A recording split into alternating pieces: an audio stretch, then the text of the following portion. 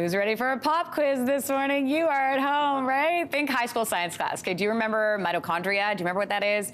If you answered the powerhouse of the cell, good job. But do you actually remember what it means? How do you know how to boost those powerhouse cells so that your life can be lived as your best life? We're about to find out. Greg Wells has written a new book all about optimizing your health. He joins us this morning with his tips. So good to have you in studio with us. It's great to be back. Thanks so much for having me on the show. And congrats on the new book. We're showing you right here, Powerhouse. That is what it is called. You are so skilled at explaining complicated things in uncomplicated ways. So let's talk about mitochondria, responsible for making something called ATP. Yes, in fact, I did need to do a little research myself this morning and last night to remember what all of this means. A healthy person produces their body weight in ATP every day. Okay, break this down. What does this all mean? Okay, so a couple years ago, sitting in the pandemic, talking to lots of people, realized everyone's burned out, everyone's tired. So I figured, okay, what's the opposite of that? Energy. How do we get more energy? You get that from mitochondria. And what is energy inside of our bodies? It's those little molecules of ATP. So mitochondria create ATP. That's our energy. That's what we use to think. That's what we use to move. And right now, in order for us to get back to flourishing, get back to living our best lives, we all need to optimize those mitochondria to have the most energy possible. How do we do that?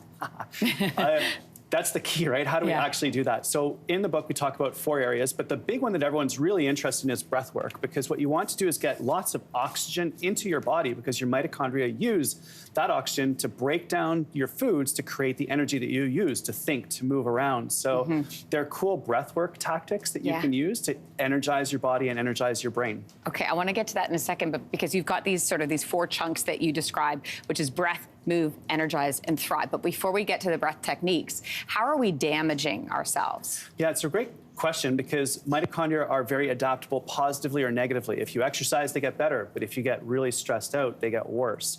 If you do breath work, their function improves. But if you have cancer, heart disease, type 2 diabetes, metabolic syndrome, neurodegenerative diseases, even depression, those conditions all damage your mitochondria. So they're very important for our health, but they're also very important for our ability to do all the things in our life. Let's talk about breath. So what is the exercise that you recommend? Well, the easiest thing to think about is just our exhale. So you can all do this too if you're hanging out at home and watching there, you guys are. So if you're all watching this, we can just take a breath in. Through our nose. Hold it, and just a long exhale.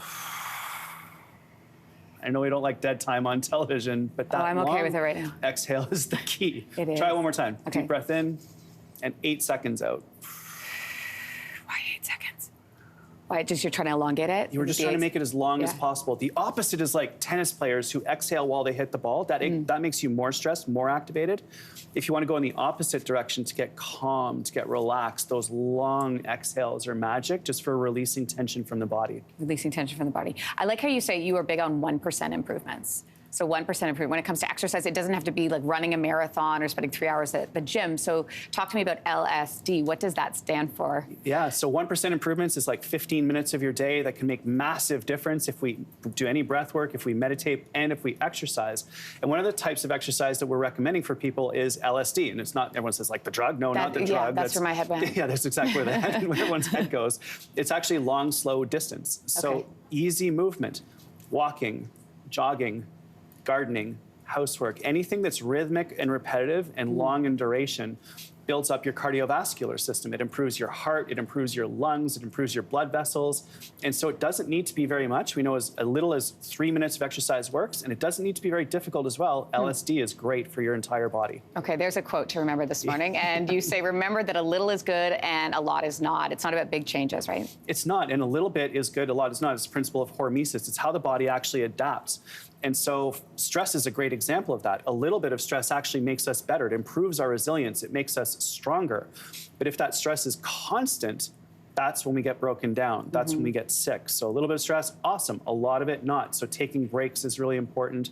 And building a little bit of balance back into our lives after a crazy few years is going to be really important. Yeah, it is. And I'm so glad you said all of that, because oftentimes I think in my head, oh, I don't have an hour to work out, so I can't do anything. But it's those little repetitive moments that you can grab throughout the day. It is. So we did a lot of research at Sick Kids Hospital, where I'm fortunate enough to be a scientist. We looked at all of these different conditions and all of the exercise interventions that we do with the kids' work. Cardio training works. works, strength training works, but what we really discovered is the most important thing is being generally, habitually, physically active, which is basically how many steps do you take during the course of the day. The kids who generally move a lot are the ones who have the best outcomes, and that applies to all of us in all aspects of our life. That's a great takeaway, Greg. Always good to see you. Thanks so much for coming in today. Thanks for having me back on the show. It's great to see you. It's great to see you. The new book is called Powerhouse. There it is, everybody. Hey, thanks for watching. If you liked this, be sure to subscribe here, or you can check out more Your Morning videos right here.